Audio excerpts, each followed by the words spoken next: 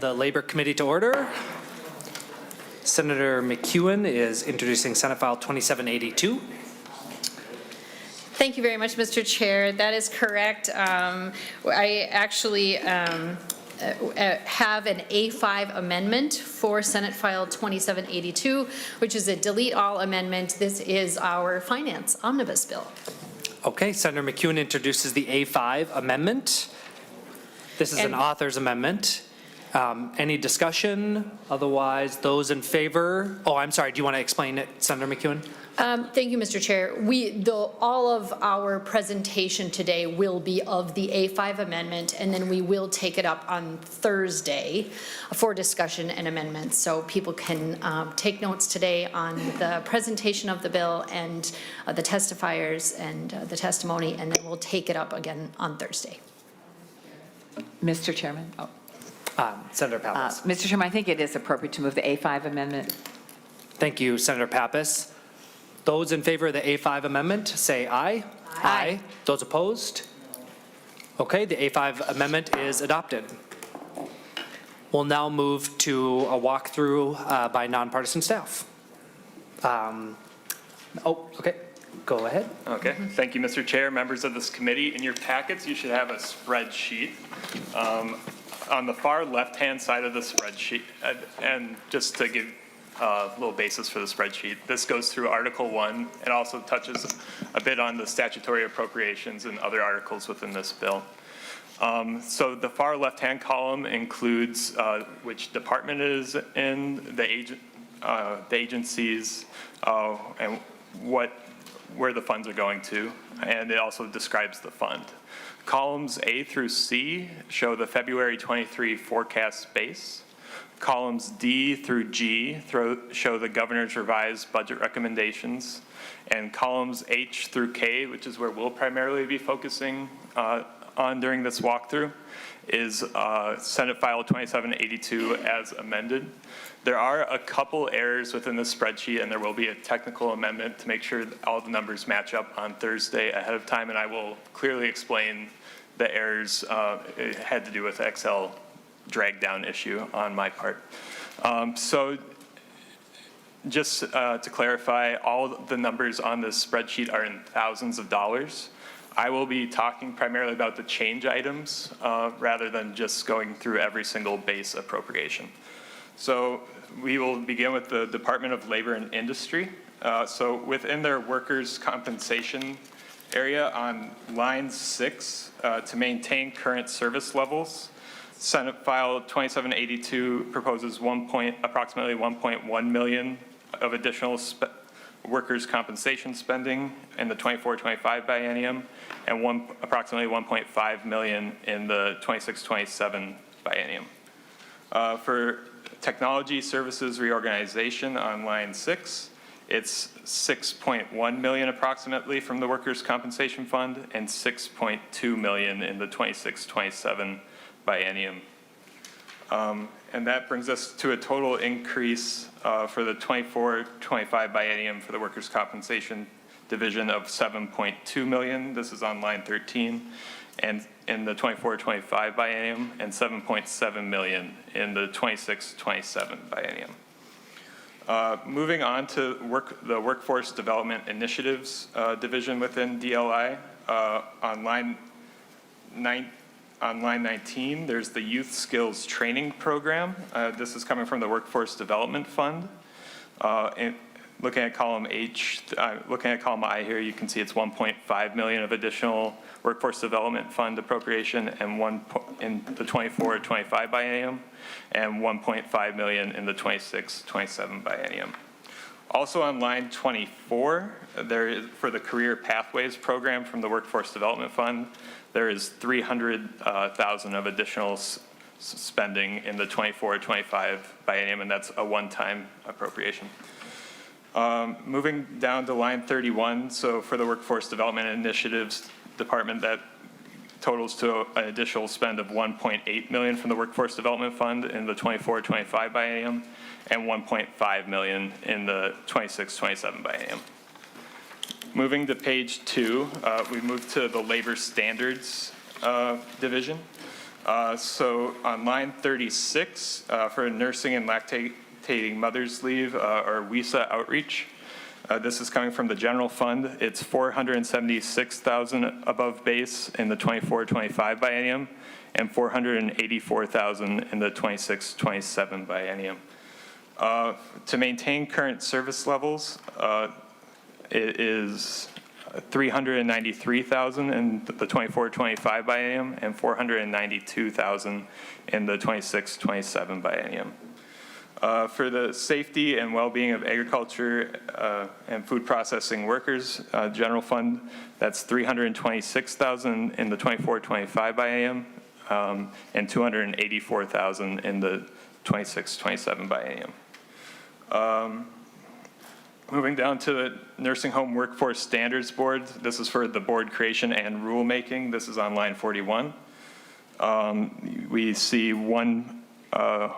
approximately $1 million in the 24-25 biennium and $761,000 in the 26-27 biennium. Also for medical assistance with DHS for the Nursing Home Workforce Standards Board, there is an assumed cost of $69,000 in the fiscal year 27. So that also comes from the general fund for that year.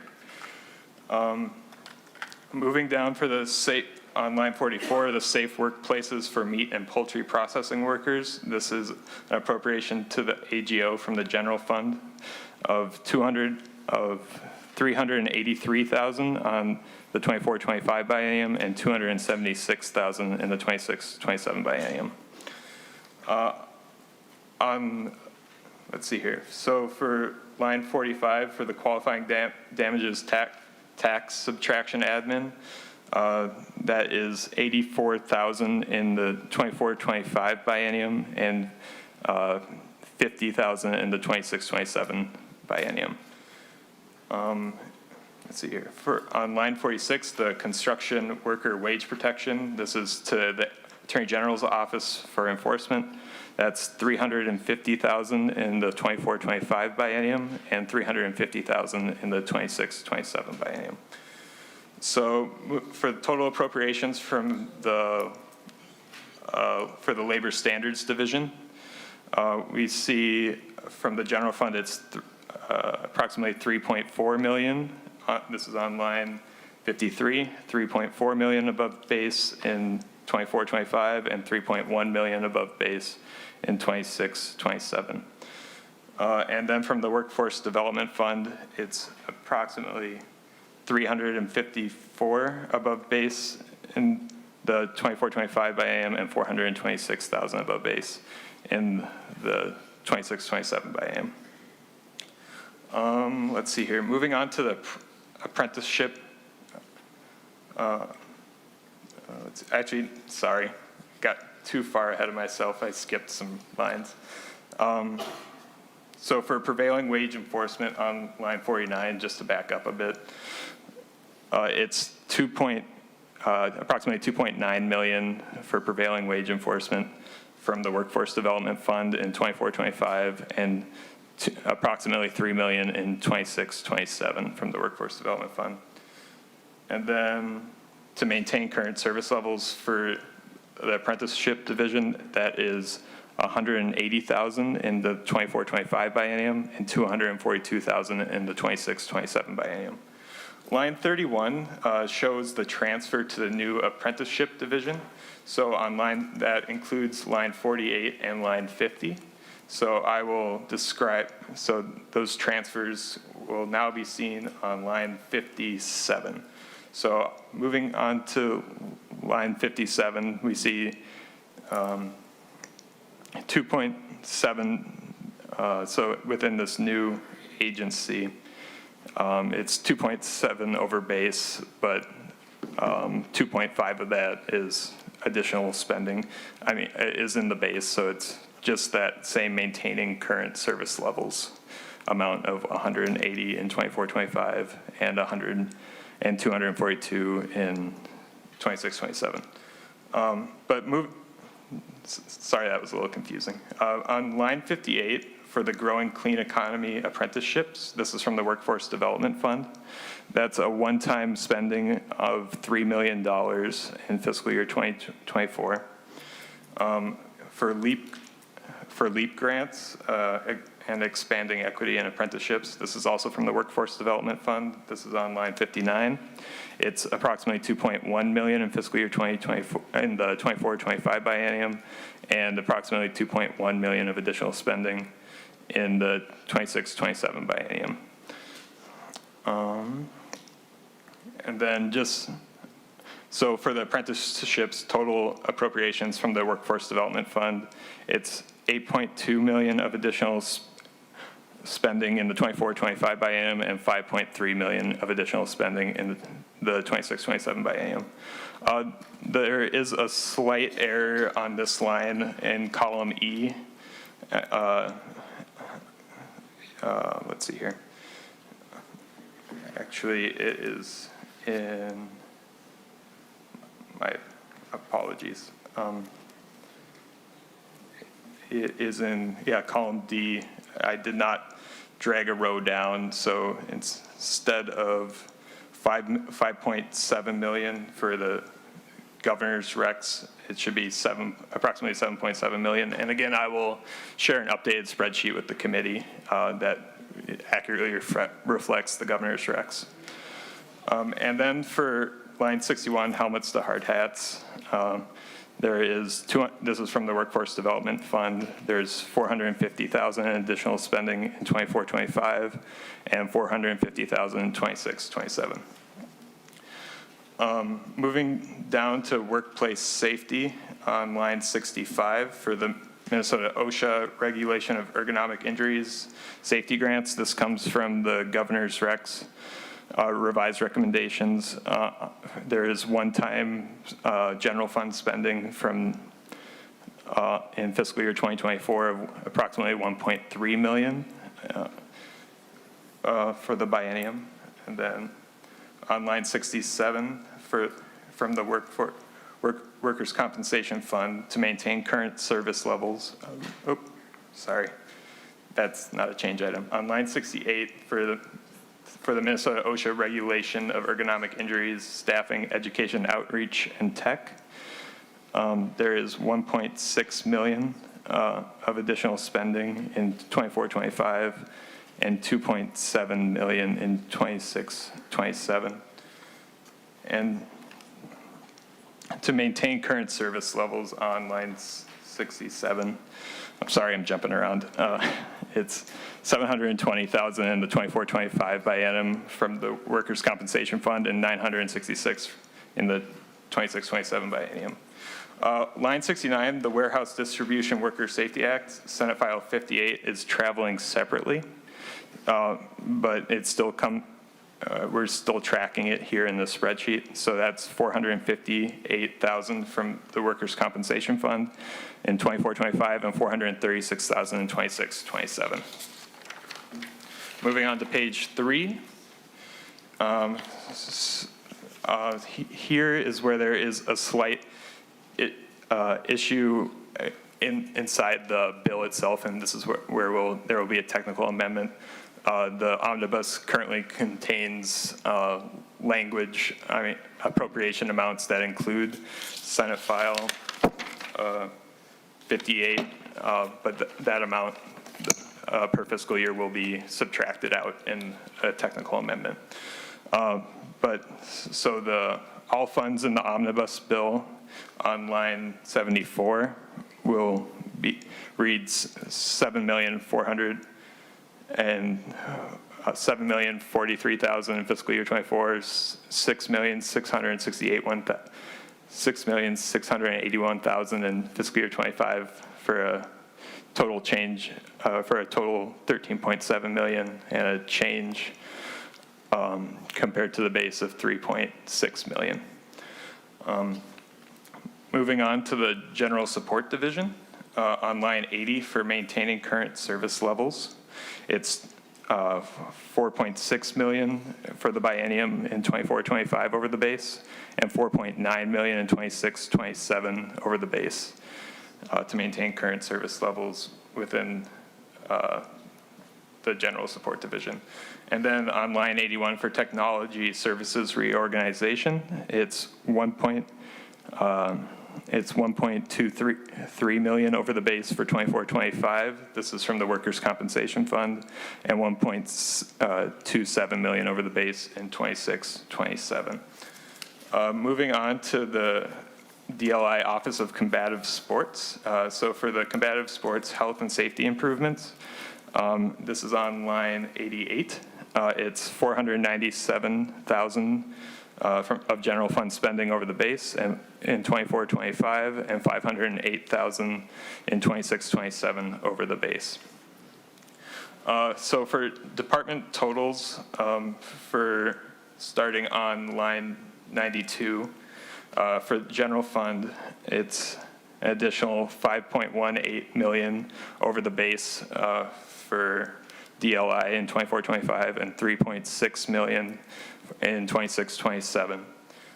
In the workers' compensation fund, it's 15.3 million over the base in 24-25, and, for the workers' compensation fund on line 93, it is 15.7 million over the base in 24-25, and 17.8 million in 26-27 over the base. Then for total amounts, including for workforce development fund on line 95, it's 10.4 million of additional spending in 24-25, and 7.3 million in 26-27 of additional workforce development fund spending. So there is an error here for the total direct appropriations, and I will again provide an accurate spreadsheet to the committee. But the total change amount above base for all direct appropriations should be 31.3 million for 24-25, and 28.7 million in 26-27. Moving on to statutory and open appropriations. For the Office of Combative Sports, this is on line 101 from the Special Revenue Fund. This is appropriations from the Special Revenue Fund. It's 30,000 in 24-25, and 30,000 in 26-27 for a biennial total. On line 103 for this climate subcabinet commercial energy code improvements, it's 100,000 in the construction code fund of in fiscal year 2024.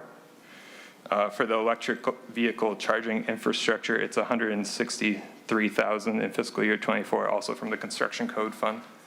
For existing buildings energy efficiency, it's 406,000 in fiscal year 24.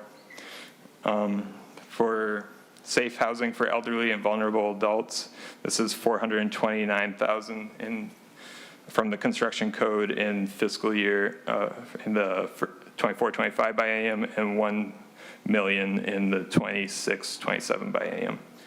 Moving down to line 107 for window cleaning safety, this is from the construction code fund, another 193,000 in fiscal year 24. And then for the adult changing room facilities, it's 47,000 in fiscal year 24. Okay. And then looking at new revenues to DLI, starting on top of page 4 here at line 112. So for the Minnesota OSHA federal maximum conformity, we're looking at this is in the workers' compensation fund, of 251,000 in the 24-25 biennium, and 261,000 in the 26-27 biennium. For prevailing wage education and compliance, this is DLI's enforcement revenue. We're looking at 36,000 in 24-25 biennium, and an additional 50,000 in the 26-27 biennium. On line 114 for the combative sports health and safety improvements, this is to the special revenue fund. It's 30,000 in the 24-25 biennium, and 30,000 in the 26-27 biennium. And then on line 115, it's also this to the construction code for the safe housing for elderly and vulnerable adults. It's, let's see here, 429,000 to 2425 by AM and approximately 1 million to 2627 by AM. For the Safe and Skilled Workers Act, that is Senate File 10, that's traveling separately. They're anticipating enforcement revenue of 10,000 in the 24-25 by AM and 10,000 in the 26-27 by AM. This is coming from the general fund.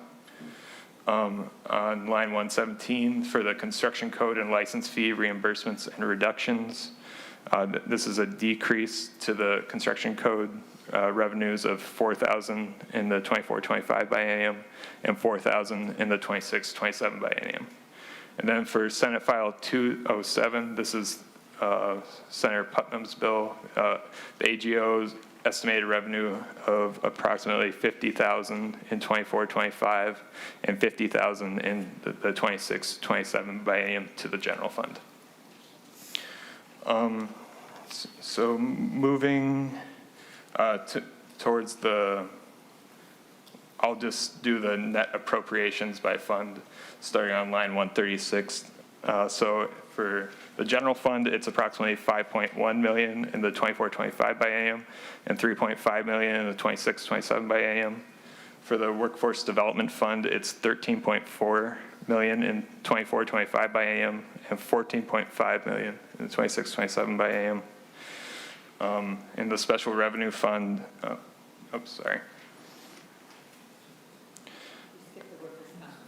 Thank you, Senator Pappas. For the workers' compensation fund, it's 13.4 million in the 24-25 by AM and 14.5 million in the 26-27 by AM. And then for the construction codes fund, it's 866,000 of additional spending, and then 150,000 in the 26-27 biennium. And that concludes Department of Labor and Industry. So moving on to the Bureau of Mediation Services. There, on line 147, there's the Public Employee Relations Board planning, Senate File 303, which is traveling separately, but it's from the general fund and still comes out of the committee's target. It's 1.5 million in 24-25 and 1.5 million in 26-27. On line 150, to maintain current service levels for the Bureau of Mediation Services, it's 1.4 million in 26-27 and 1.5 million in 20s. So 1.4 in 24-25 by AM and 1.5 in 26-27.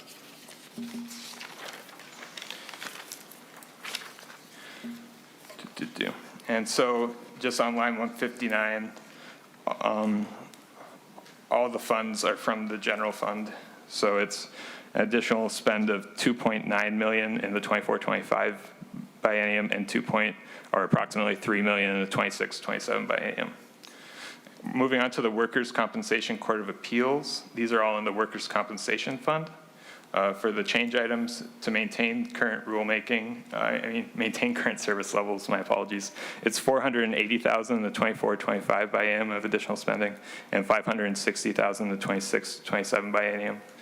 And for rulemaking, it's 100,000 in fiscal year 2024. This is for a total additional spend of 580,000 in 24-25 and 560,000 in 26-27. So for the net totals by fund, starting on line 175, so this is subtracting additional revenue from the appropriations. Our committee's target was 8 million for the 24-25 biennium of general fund spending and 6.5 million in the 26-27 biennium. And as you can see on line 175, we have exactly met those targets of 8 million in 24-25 and 6.5 in 26-27. For the Workforce Development Fund, it's 10.4 million of additional spending in 24-25 and 7.3 million in 26-27. For the Workers' Compensation Fund, it's approximately 14 million in 24-25 and approximately 15.1 million in 26-27. And then moving down to the construction codes, it's 866,000 of additional spending in 24-25 and $150,000 in 26-27, for a total additional appropriation of all funds of, this is on line 182, the last line, of $33.3 million in 24-25 and approximately $29 million in 26-27. And with that, concludes my testimony.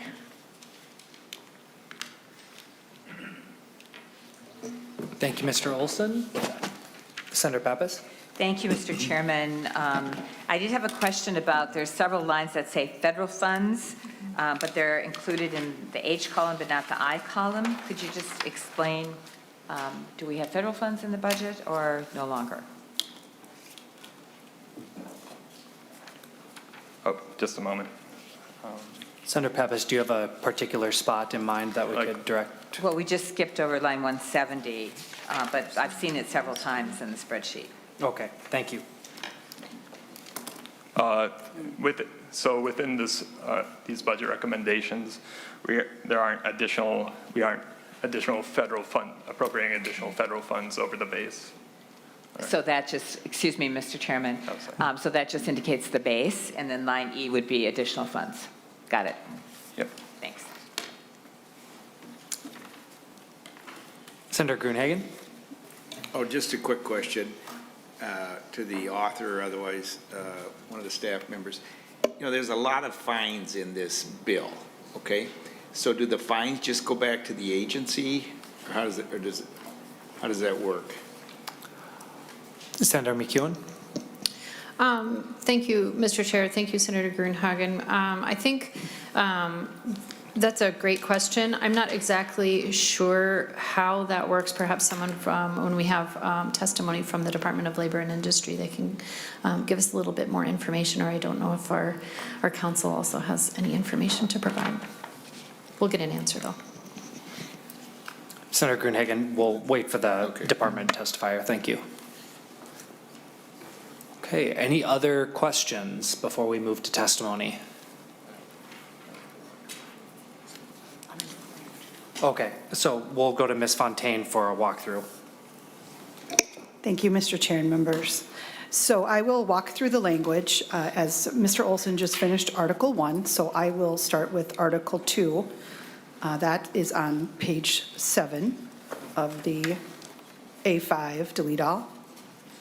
Article 2 is the agriculture and food processing workers article, and the language contained in this article is from Senate File 61. This is the language from the Senate second engrossment. So Section 1 on line 7.3, this would includes poultry processing in the definition of employer for the purposes of the Packing House Workers' Bill of Rights statute in Chapter 179. Section 2 at line 7.6, this specifies that information regarding the employer's workers' compensation carrier and the right to workers' compensation coverage be provided by the employer at the start of employment. Section 3 on line 8.3, this section allows an employee to bring a cause of action for an injury caused by a violation of the Packing House Workers' Bill of Rights statute. Section 4, line 8.11, this specifies fines for a violation of information notice requirements. Section 5 on line 8.17 requires wages or commissions for migrant workers to be paid within 3 days instead of within 5 days as required under current law when the worker quits or resigns. Section 6 at line 9.1 amends the definition of recruit. Section 7 on line 10.1 clarifies that the disclosure required by the subdivision is in addition to the other notice requirements under Chapter 181. Section 8 at line 10.13, this increases the award amounts allowed for damages in a civil action brought under this section. Section 9 at line 10.20 increases fine amounts for violations of the Food Processing Employment Recruitment Statute.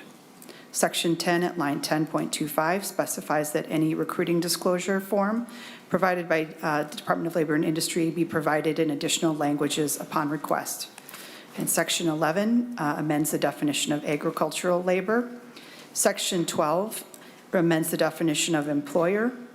Section 13 at line 11.11 requires the statement that must be provided to migrant workers at the time of recruitment be provided in another language if needed and include information about workers' compensation insurance coverage. Section 14 at line 12.6 clarifies that payment may be required sooner than within 3 days of termination if a worker is discharged.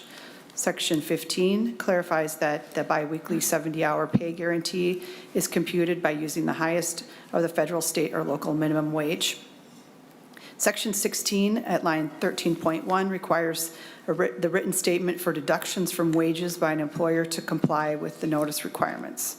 And Section 17 clarifies record-keeping requirements for migrant workers recruited by an employer.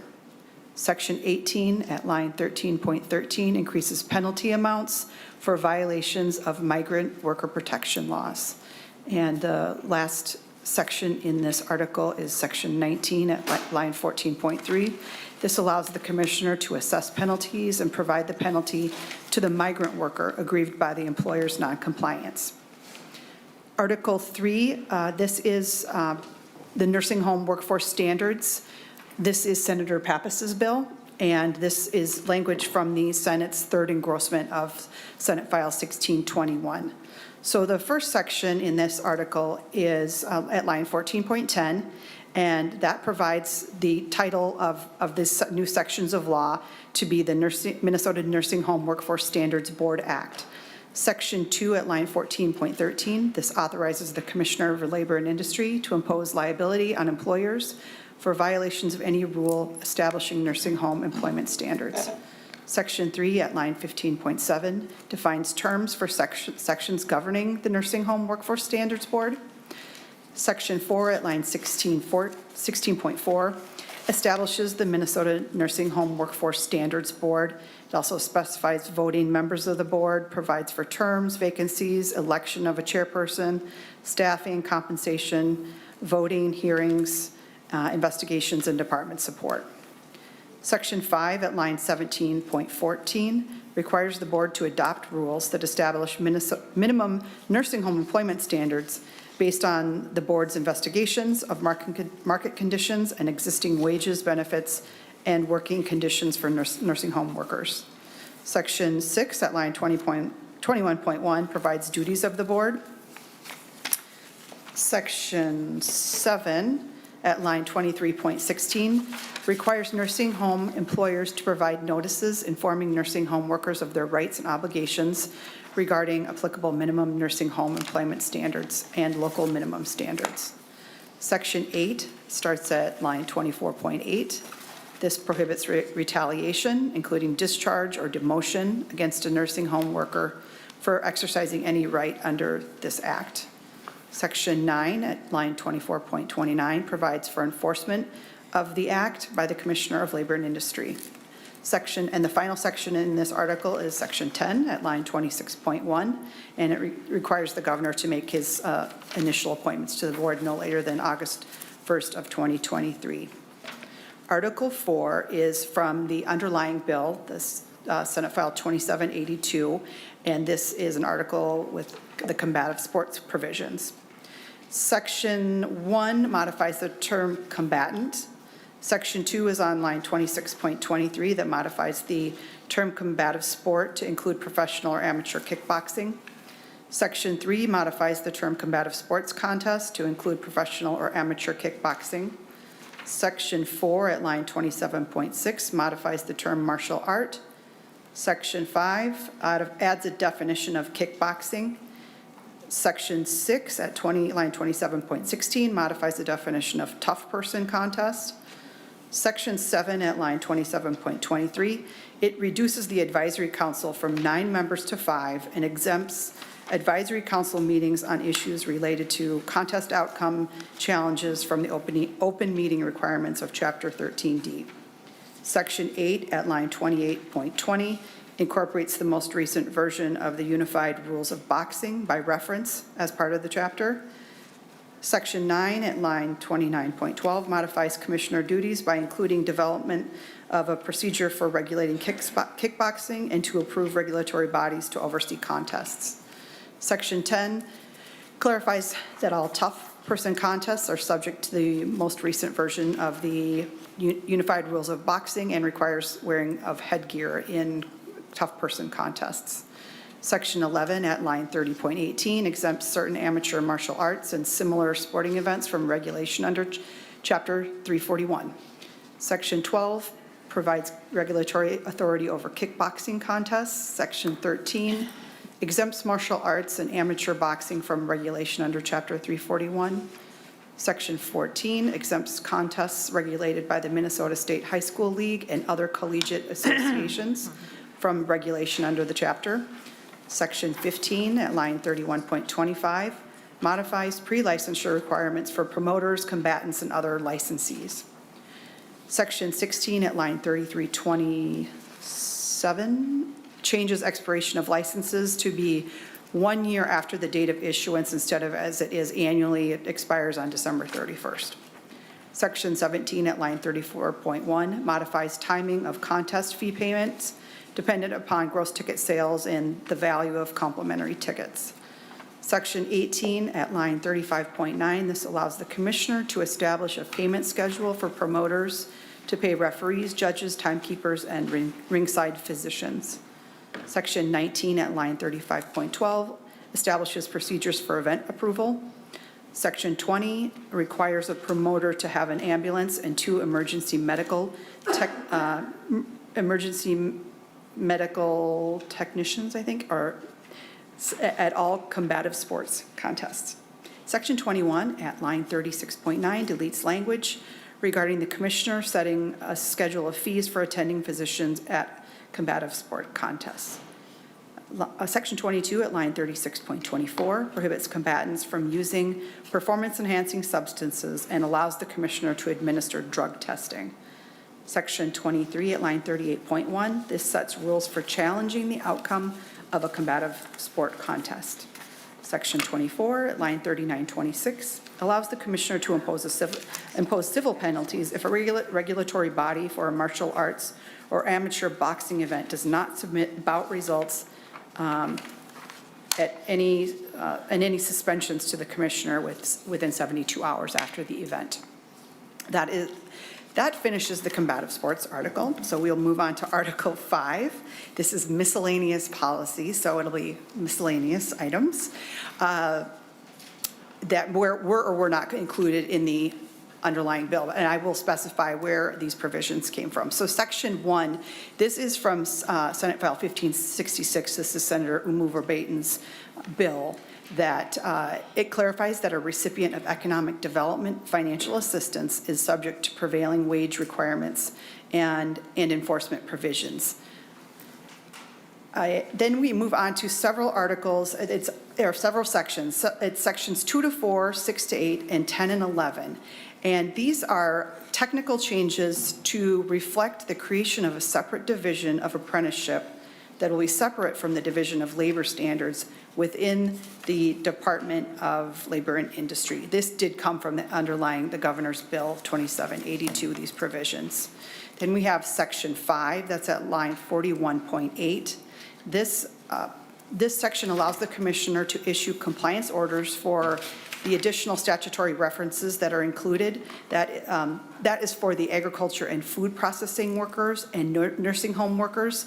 I do need to also add on to the technical amendment some deletions of citations to the Senate File 1988. It's the construction worker wage protection. That's traveling separately, but the citations were included at one point within this section. So I'll get those removed. Then section 9, this at line 42.20, this updates terminology used in the LEAP grant statute, and it also includes tribal governments in participation in the program. Sections 12 to 17, these are the sections that increase the OSHA fines to be consistent with the federal requirements for OSHA penalties. Section 18 is at line 45.6. This requires licensed health care facilities, warehouse distribution centers, and meatpacking sites to create and implement a written ergonomics program. And this was the amendment that we had when the underlying bill 2782 was heard last week. So this is adding this provision to the governor's bill as it was already adopted in this committee. Section 19 at line 49.27 clarifies exemptions for refunding of fees, including when a license is not issued. Section 20 at line 50.6 reduces fees for reinstatement of licenses issued under Chapter 326B. Sections 21 to 24, lines 51.14 to 52.4, add definitions related to electric vehicle parking spaces for purposes of state building code and rulemaking. Section 25 at line 52.5, this modifies the definition of state licensed facility to include assisted living facilities for purposes of the state building code. Section 26 at line 52.10, this is from Senator Port's bill, Senate File 1368. This is, it was sent from this committee to the Energy Committee where they added a couple of amendments. Those are included in this language here. I just want to clarify that. This section directs the Commissioner of Labor and Industry to act on the new model commercial energy code by adopting each new published edition of ASHRAE 90.1 or a more efficient standard. Section 27 at line 54.1. This is from Senator Bolden's bill, Senate File 999. This was, as it was amended, I believe this is from the first engrossment language. If we didn't send it out or we did, either way, it's whatever was is the most current language for this bill. This section directs the commissioner to adopt rules requiring adult-sized changing facilities as part of the state building code. Section 28 requires the state building code to require a minimum number of electric vehicle-ready spaces, electric vehicle-capable spaces, and electric vehicle charging stations, either within or adjacent to new commercial and multifamily structures that provide on-site parking facilities.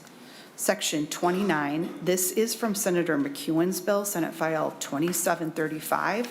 This is, as it was amended in this committee, this deals with the issue of some solar installers that were bad actors and being able to get money from the construction code, from the contractor recovery fund. Yes. But however, this actually, what this does now, that was the original bill, this actually it modifies the definition of special skill, which would have the effect of requiring certain work involving more than one special skill related to solar photovoltaic systems to require a license as a residential contractor. So these people would be paying, if they did more than one of these special skills, they would be paying into the contractor recovery fund as licensed contractors. Therefore, individuals could recover if there was a claim following enactment of this. Section 30, this is another section from Senator Bolden's bill, Senate File 999. This would simply allow the commissioner to use the expedited rulemaking process related to the adult size changing facilities. And finally, Section 31 repeals an obsolete reference to transfer of employees from the Division of Women and Children.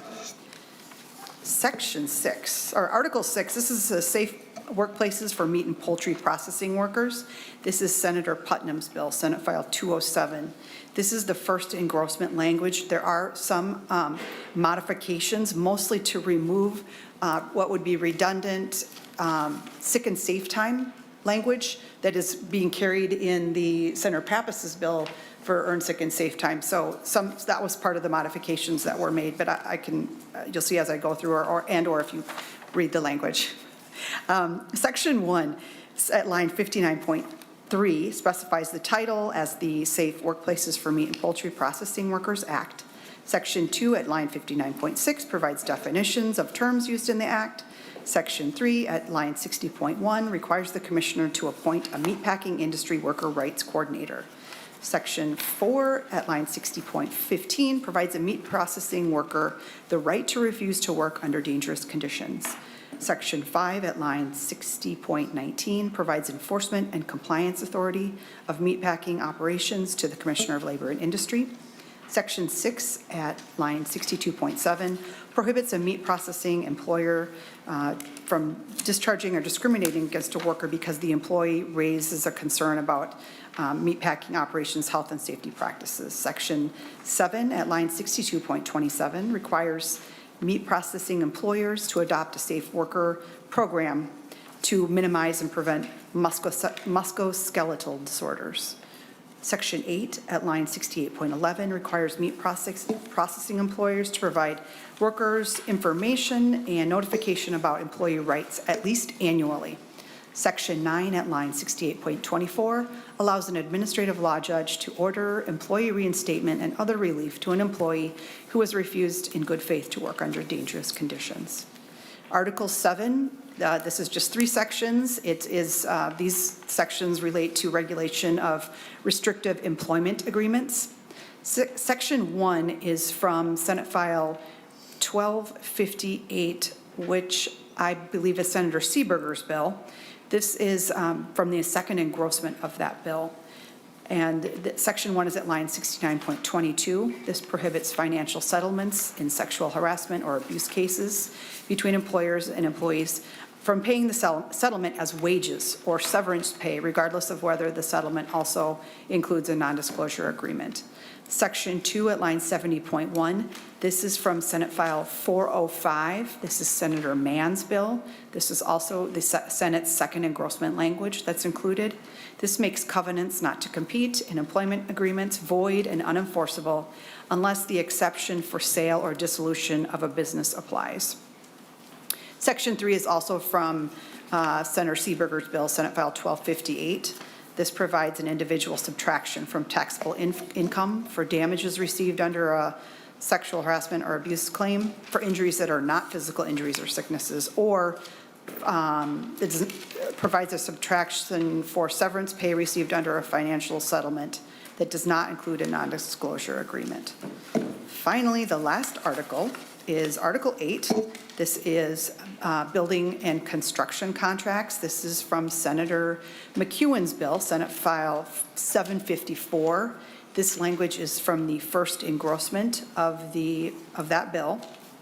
Section 1 on line 72.10, this provides a definition of indemnification agreement. This is within the sections of law that are applicable to public contracts. Section 2 at line 72.16, this provides a definition of promisee. Again, this is within the definitions applicable to public contracts. Section 3 at line 72.20 specifies that an indemnification agreement in a contract for a public improvement or provision in a contract for a public building or construction contract that requires one party in a contract to provide insurance for another party for negligent or intentional actions. Oh, it provides that that's void and unenforceable, those provisions. Section 4, excuse me, Section 4 at line 73.17 adds the word defend to the definition of indemnification agreement to clarify responsibility for payment of legal fees. And finally, Section 5 at line 73.22 removes project-specific insurance from the list of exempted insurance requirements in private construction contracts. And with that, I am done with the walkthrough unless somebody has questions about what I just went over. Thank you. Any questions for Ms. Fontaine? All right. Seeing none, Senator McEwen, do you have anything to add before we go to testimony? No, thank you, Mr. Chair. We can proceed to testimony. And I just would note that we did have the question from Senator Gernhagen, and if anybody has, any of our testifiers wanted to weigh in on that, perhaps this would be an appropriate time. Okay, thank you. We will move forward with Kate Prushek, Deputy Commissioner, Department of Labor and Industry.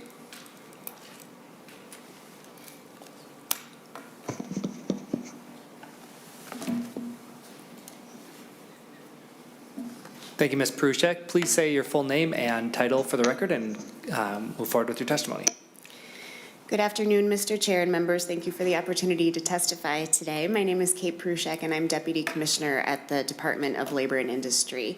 I'm pleased to speak in support of many provisions in Senate File 2782 as amended, and appreciate the inclusion of nearly all of the governor's budget recommendations for the department as they support our economy, improve worker protections, and enable the agency to better meet the needs of the Minnesotans we serve.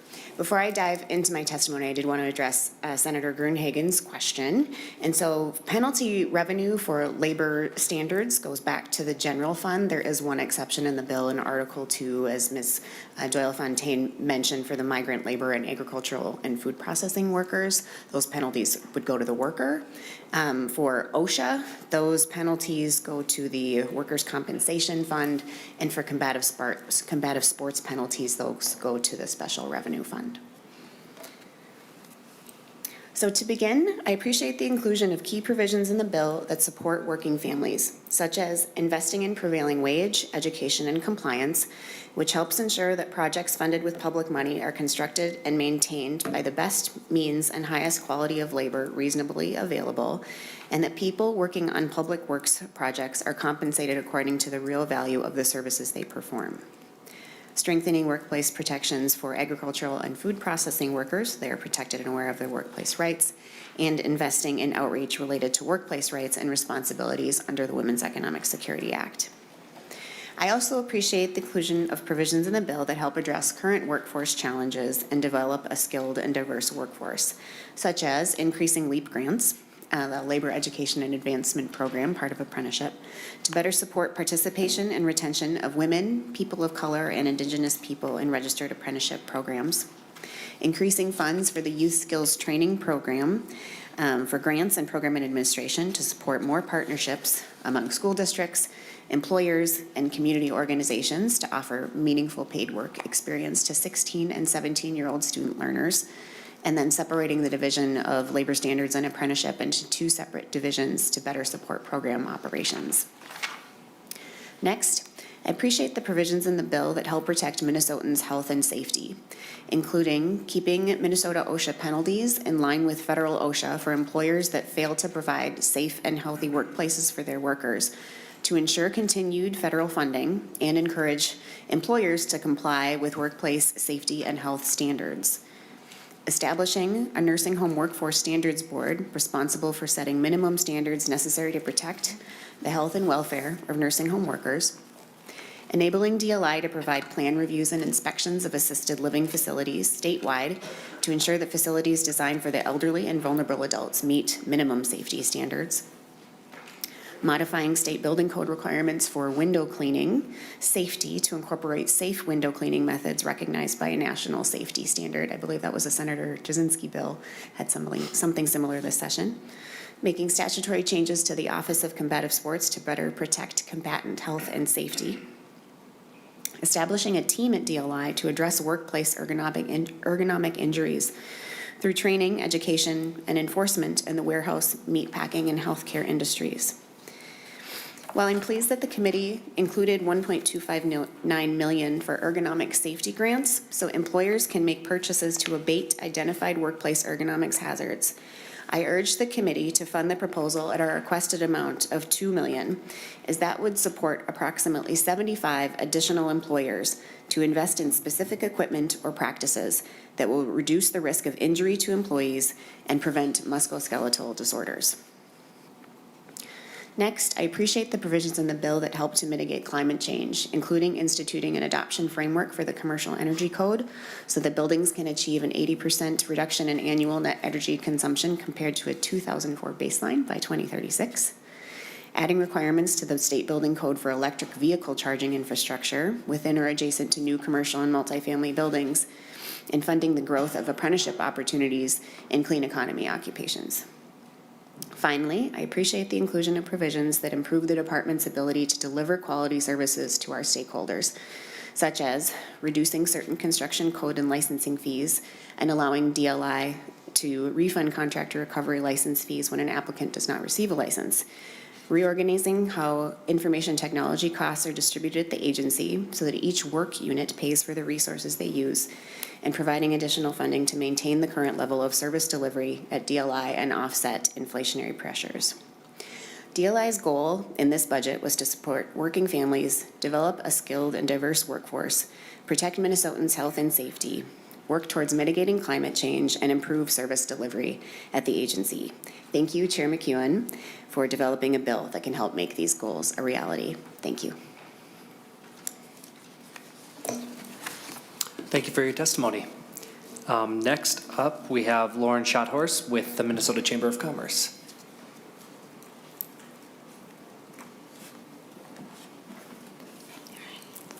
Welcome to the committee. Please state your name and title for the record and continue with your testimony. Mr. Chair, members of the committee, my name is Lauren Schothorst, and I'm the Director of Workplace Management and Workforce Development Policy for the Minnesota Chamber of Commerce. I appreciate the opportunity to once again address this committee and share our opposition to the Senate Labor Budget Bill and the numerous provisions imposing unnecessary new workplace regulations, workforce restrictions, and increased bureaucracy, record-keeping costs, and litigation risks on Minnesota industries, employers, and facilities.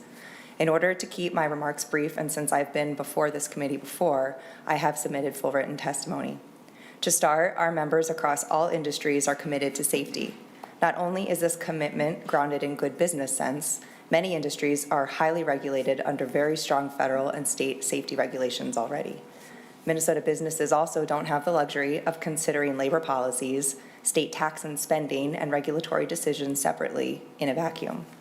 While we do appreciate that bill authors have worked with impacted industries and facilities to address significant scope and workability concerns throughout the legislative process, we are troubled that instead of making it easier for Minnesota businesses to remain viable, let alone grow, this bill takes the opposite approach.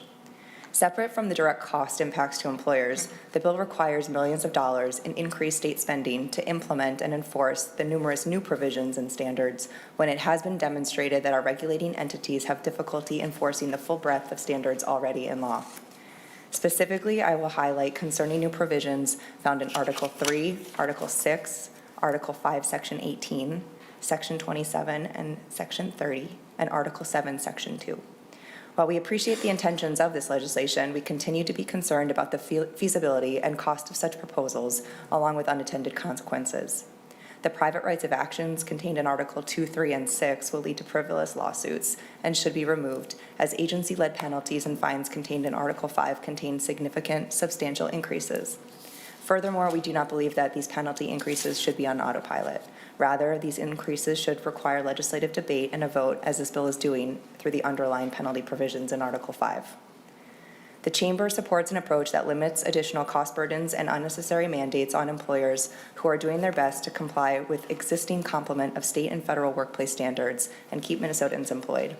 Because the totality of this bill would impede Minnesota's economic competitiveness, we respectfully encourage a no vote on the DE amendment and appreciate the opportunity to share our opposition with the committee. Thank you, Chair. Thank you. Next, we have Travis Berth with SEIU.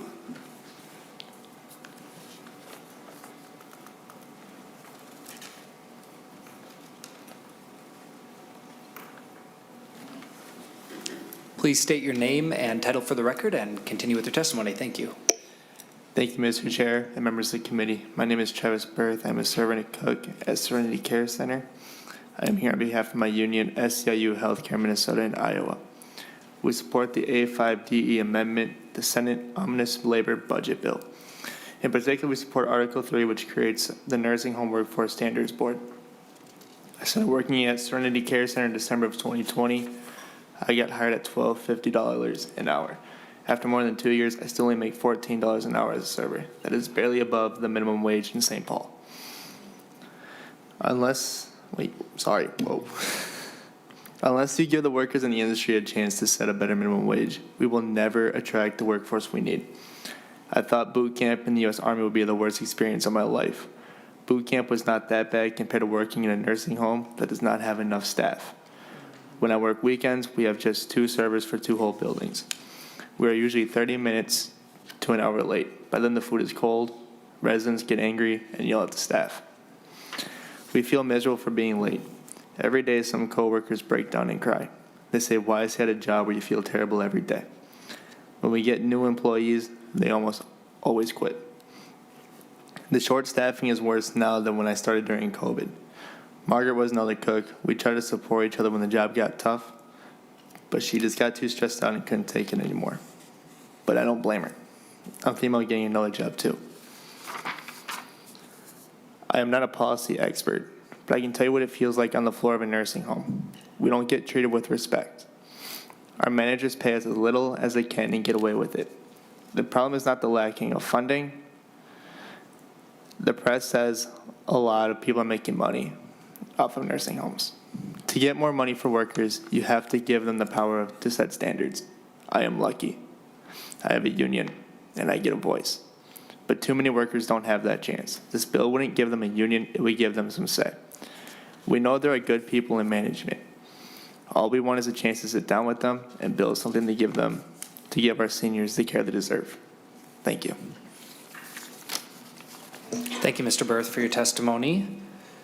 Next, we have Aaron Hubert with Leading Age Minnesota. Hopefully I pronounced your name right. Please state your name and title for the record, and thank you for your testimony. Thank you, Mr. Chair. And yes, for the record, I am Erin Hubert with Leading Age Minnesota here on behalf of the Long-Term Care Imperative. And I am here to testify in opposition to Article 3, the Nursing Home Workforce Standards Board. 2,597 nursing home beds have been taken out of service since 2020. That is the equivalent of 52 mid-sized nursing homes. 15 have closed outright since that time, and just last week, a Crookston provider announced that they are closing their doors. 15 counties in Minnesota only have one nursing home. Article 3 does nothing to help stem that tide and may very well make it worse. Section 5, duties of the board, says that standards established by the board must include, as appropriate, standards on compensation and other working conditions for nursing home workers. What does other working conditions mean, as found on 17.22? Proponents have said that it is anything within the purview of DOLI. Subdivision 4 of that section also appears to supersede the board's rules over other agencies. And oddly, the bill does not appear to take into account the expanse of other working conditions in determining the impact on nursing home rates, which I would imagine should be the concern of the Finance Committee. There is no recourse or remedy in this article if a nursing home cannot financially or operationally meet the standards required by the board. In fact, the current voting structure only requires a simple majority, which means that one stakeholder group could be entirely outvoted. There are nursing homes on the brink of closure right now. They are looking to the legislature for a sign of hope. Article 3 of the Labor Finance Bill does not provide any security nor any meaningful vote on the board, and so at this time we are opposed. Thank you. Thank you, Ms. Hubert. Next, we have Joe Demel with Fresh Energy.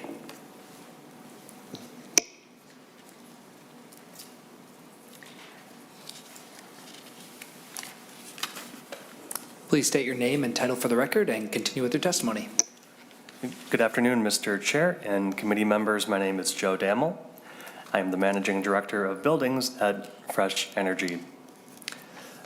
Fresh Energy is a nonpartisan, nonprofit organization based here in Minnesota.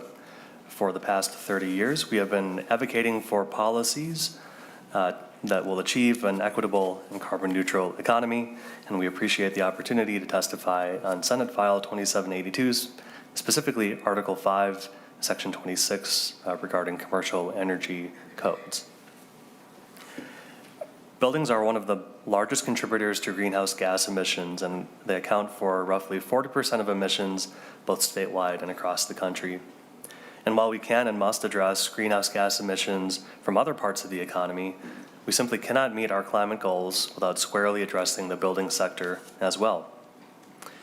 Article 5, Section 26 of the DE amendment would set Minnesota on a clear path toward building more efficient commercial buildings by updates to our commercial code, commercial energy code, update process. In a state where we import 100% of the fossil fuels we use, building better buildings helps to keep our businesses more competitive so they can continue to invest in Minnesota. We support Senate File 2782 as amended and want to thank Chair McEwen for including Article 5, Section 26 in this bill. Thank you. Thank you for your testimony. Next, we have Gavin Hansen with the Minnesota Business Partnership. Please state your full name and title for the record and continue with your testimony. Thank you, Chair and members of the committee. My name is Gavin Hansen, and I'm here today on behalf of the Minnesota Business Partnership, which represents many of Minnesota's largest employers. The Minnesota Business Partnership opposes a specific section of this bill, Article 7, Section 2, a prohibition on non-compete agreements in its current form. We agree with adding protections for employees in industry where the non-compete may be unenforceable. Using a wage threshold is one option for this sort of scenario. However, an outright prohibition on all non-competes across every industry is something we strongly oppose and would greatly impact our members.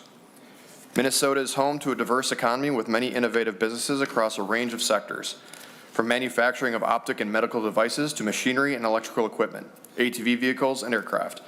This diversity is what makes Minnesota's economy unique among its peers. Ensuring ideas that make our businesses unique remain secure is vital. Non-compete agreements are one of the tools employers use to secure information and prevent it from traveling from business to business. Non-compete agreements protect a company's intellectual property, confidential and trade secret information, investments in developing customer goodwill, and other legitimate business and proprietary interests. Employers and employees have invested time, resources, and brain power into developing information that is intrinsic to their livelihood. To remain a hub of innovation, we must protect work environments that foster the free flow of ideas and the ability to share important proprietary information securely amongst employees. Prohibiting non-competes will disrupt that workplace culture, hindering the free flow of ideas and stifling innovation in the process. Overburdensome mandates will not only jeopardize employees' hard-earned livelihood, but threaten the ingenuity that helps Minnesota's businesses thrive. As such, the Minnesota Business Partnership does not support the new mandates on non-compete agreements. I appreciate the opportunity to share our concerns with the committee. Thank you so much for your time. Thank you, Mr. Hansen, for your testimony. Next, we have Ms. Meg Luger-Nicolai, Public Employees Relation Board.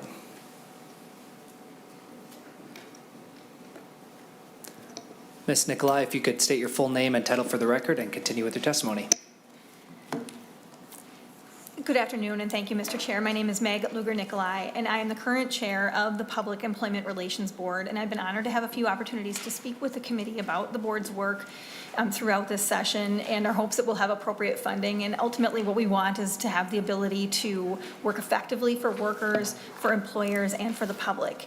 We have seen that in this budget, our funding has been set aside and set free to travel separately, and we are thankful to Senator Kupik for his efforts to move Senate File 303 and House File 62 to the floor. And so our only request is that in the extremely remote chance that there's some hitch in the get along in that process, that hopefully we'll find a home in this bill as well. But we want to thank the committee so much for their efforts and the department for their work on this sweeping legislation. Thank you, Ms. Luger-Nicolai. And with that, we've completed the testimony.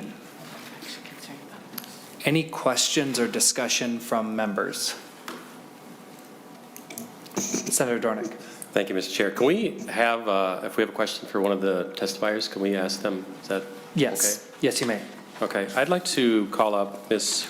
Hubert, if she's still here.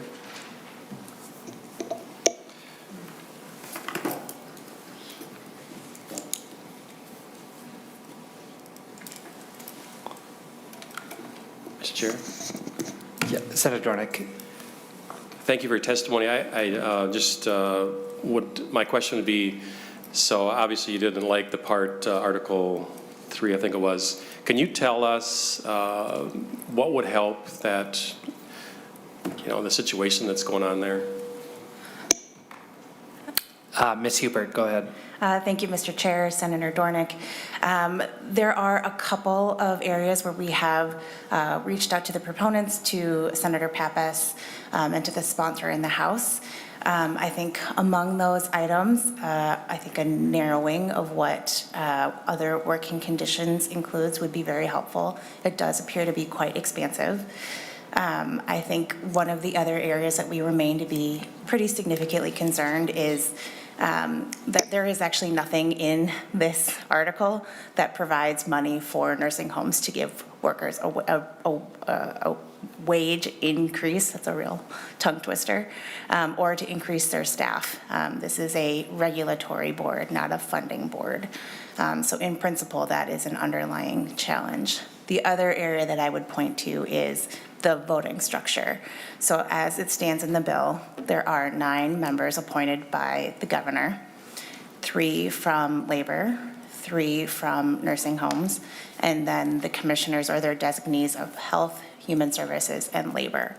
That means that under a simple majority vote, which is what is in the bill today, any one of those 3 votes or those 3 stakeholder groups could be entirely outvoted, which means that a nursing home could raise really significant concerns and be outvoted. In theory, the 3 departments could raise really significant concerns and be outvoted. So we think a better idea is to ensure that at least 1 representative from each of those stakeholder groups are on the prevailing side. The other area that we would perhaps draw your attention to is the fact that there is no legislative oversight. While this is a rulemaking board, and I understand there are some limitations on whether legislative appointees can serve as a voting member of that board, it is strange to us that this is the first time a board of this scope would be enacted in the country and have no legislative oversight. Senator Dornick. Mr. Chair, thank you. Thank you for that. That was very informative. So I'd like to talk to you afterwards a little bit more. The one question I guess I'll just follow up with is the wage increase. I think we have a Senate File 7. Would that really help that issue if we could get a strong amount of money in that bill? Would that help that part of the bill or your problem? Ms. Hubert. Mr. Chair, Senator Dornick, we shall see what is in the Senate Human Services Omnibus Bill soon, and it is our sincere hope that it includes funding for caregiver wages, yes, as represented in Senate File 7. Senator Dornick. Thank you for that. That's all, Mr. Chair. Before I go to Senator Pappas, I just want to mention we will be doing questions for the testifiers. We'll leave discussion for Thursday. So, Senator Pappas. Well, Mr. Chairman, I'll just make a short response then and call members' attention to page 19, which has extensive safeguards to make sure that if the recommendations are to raise wages, that can't be done until an appropriation sufficient to cover the rate increase or federal approval of the rate increase is obtained. So I think there's plenty of protections in the bill to make sure that we don't drive nursing homes out of business. Thank you, Senator Pappas. Ms. Hubert, did you have something to add? Thank you, Mr. Chair, Senator Pappas. That is correct, although I will point out that that language only limits any changes that would go above the forecast of the preceding year. So a change that could be under the forecast but still impact a specific nursing home would not have that remedy. Okay, any other questions for testifiers? Okay, seeing none, the bill will be laid on the table. All right. Mr. Chair. Yes, Senator if I McEwen, might, or Chair McEwen. Thank you. I just wanted just to say a quick word of thanks to the staff who have worked very hard putting this bill together, making sure that the numbers are where they need to be, making sure that the language is correct. A lot of staff worked very hard over the last week on this and other bills as well, but I know that this was part of their workload, and I want to thank them very much for this work. Thank you, Senator. And with that, we will adjourn the Labor Committee.